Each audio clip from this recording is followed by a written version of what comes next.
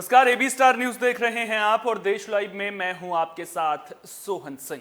देश लाइव में बात करेंगे देश दुनिया की तमाम अहम खबरों की। शुरुआत करेंगे रूस यूक्रेन के बीच चल रही जंग की खबर के साथ में। दरअसल रूस और यूक्रेन के बीच में जंग लगातार जारी है। रूस लगातार यूक्रेन के शहरों पर बमबारी कर रहा है। यूक्रेन के हर शहर से तबाही की तस्वीरें सामने आ रही हैं। लाखों लोग यूक्रेन छोड़कर जा चुके हैं, लेकिन अभी भी ना तो रूस पीछे हटने को तैयार है और ना ही यूक्रेन झुकने को। इन सब के बीच यूक्रेन ने आईसीजे की शरण ली है। आईसीजे ने रूस को तुरंत यूक्रेन से अपना मिलिट्री ऑपरेशन रोकने का आदेश दिया है। आईसीजे में भारतीय जज जस्टिस दलवीर भंडारी ने भी रूस के खिलाफ वोट किया है। यूनाइटेड नेशंस की टॉप कोर्ट ने 15 जजों की वोटिंग के बाद यह फैसला सुनाया। वोटिंग में 13 जजों ने रूस के खिलाफ जबकि 2 जजों ने रूस के पक्ष में मतदान किया। अंतर्राष्ट्रीय अदालत ने रूस को यह सुनिश्चित करने को कहा है कि उसके समर्थन वाली दूसरी सेनाएं भी यूक्रेन में मिलिट्री ऑपरेशन ना करें। हालांकि यूएन का स्थायी सदस्य होने के नाते रूस के पास वीटो पावर भी है और वे अक्सर आईसीजे का आदेश नहीं मानते हैं। ऐसे में यह देखना दिलचस्प होगा कि आईसीजे के इस फैसले पर रूस की प्रतिक्रिया क्या होगी।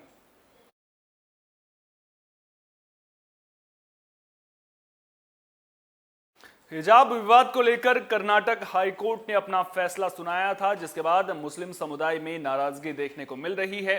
गुरुवार को कर्नाटक में बंद का आह्वान मुस्लिम समुदाय की ओर से किया गया है। मुस्लिम नेताओं ने स्वैच्छिक बंद का ऐलान किया है, जिसमें शामिल होने के बाद पूरे राज्य व्यापार मंडल को भी इसको लेकर निर्देशित किया गया है। मुस्लिम नेता सगीर अहमद ने घोषणा की है कि वे मुस्लिम समुदाय के मौलवियों के साथ बैठक करेंगे। उन्होंने कहा कि बंद के लिए किसी से कोई जोर जबरदस्ती नहीं करनी है। बता दें कि कोर्ट ने मंगलवार को मुस्लिम छात्राओं की ओर से दायर उन सभी याचिकाओं को खारिज कर दिया था जिनमें शिक्षण संस्थानों में हिजाब पहनने की अनुमति देने की मांग की गई थी। कोर्ट ने फैसला सुनाते हुए कहा कि मुस्लिम महिलाओं का हिजाब पहनना इस्लाम के तहत आवश्यक धार्मिक प्रथा का हिस्सा नहीं है और स्कूल की यूनिफॉर्म को लेकर छात्र छात्राएं आपत्ति नहीं कर सकते हैं। साथ ही कोर्ट की पीठ ने यह भी कहा कि राज्य सरकार के पास इस संबंध में आदेश जारी करने का पूरा अधिकार है, जिसके बाद मुस्लिम समुदाय की ओर से बैठक का आयोजन किया गया था और कर्नाटक बंद का आह्वान किया गया था।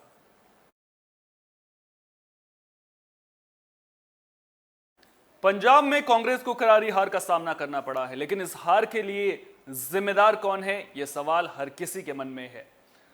कांग्रेस की ओर से लगातार चर्चाओं का दौर भी जारी है। इन सब के बीच पंजाब में कांग्रेस के लोकसभा सांसदों ने विधानसभा चुनाव में हार का ठीकरा प्रदेश अध्यक्ष रहे नवजोत सिंह सिद्धू, प्रभारी हरीश चौधरी, हरीश रावत और सुनील जाखड़ पर फोड़ा है। बता दें कि कांग्रेस अध्यक्ष सोनिया गांधी ने 5 राज्यों के नतीजों पर मंथन के लिए बुधवार को बैठक बुलाई थी। इस दौरान पंजाब के सांसदों ने राज्य इकाई के काम करने के तरीके पर जमकर नाराजगी जाहिर की। पंजाब में सत्ता में रही कांग्रेस को विधानसभा चुनाव में महज 18 सीटें ही मिल सकी थी।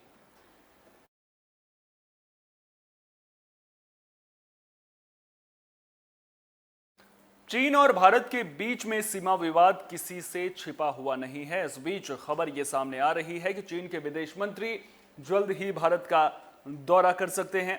24 मार्च को चीन के विदेश मंत्री भारत आ सकते हैं। बताया जा रहा है कि चीन के विदेश मंत्री वांग यी विदेश मंत्री एस जयशंकर से मुलाकात करेंगे। हालांकि चीन के विदेश मंत्री के भारत दौरे को लेकर एमईए या फिर चीन की ओर से कोई औपचारिक पुष्टि नहीं की गई है। हालांकि माना जा रहा है कि इस प्रस्तावित भारत के दौरे को लेकर तैयारियां भी शुरू हो चुकी हैं। जानकारी के मुताबिक चीन की ओर से द्विपक्षीय बातचीत को दोबारा शुरू करने का प्रस्ताव रखा गया है। माना जा रहा है कि ब्रिक्स की बैठक को जो कि इस साल होनी है, उसके मद्देनजर रखते हुए चीन ये चाहता है कि प्रधानमंत्री नरेंद्र मोदी इसमें शिरकत करें। पहले चीन सही माहौल के लिए द्विपक्षीय बातचीत की प्रक्रिया दोबारा शुरू करना चाहता है। बता दें कि एलएसी पर तनाव के बाद पिछले करीब 1.5 साल में विदेश मंत्री जयशंकर और चीन के विदेश मंत्री 3 बार मुलाकात कर चुके हैं।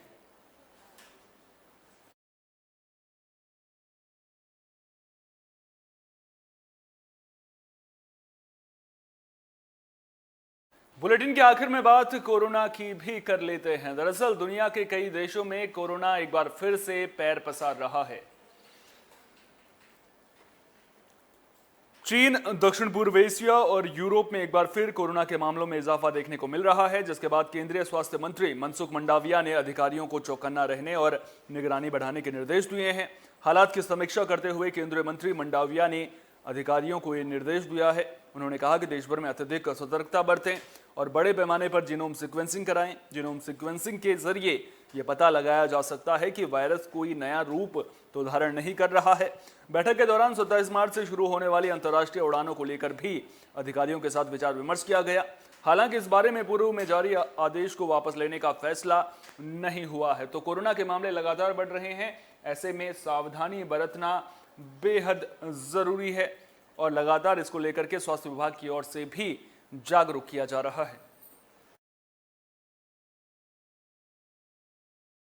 देश लाइव में फिलहाल के लिए इतना ही। देश दुनिया की तमाम अहम खबरों के लिए आप बने रहिए AB स्टार न्यूज के साथ, क्योंकि यहां पर खबरों का सिलसिला कभी नहीं थमता।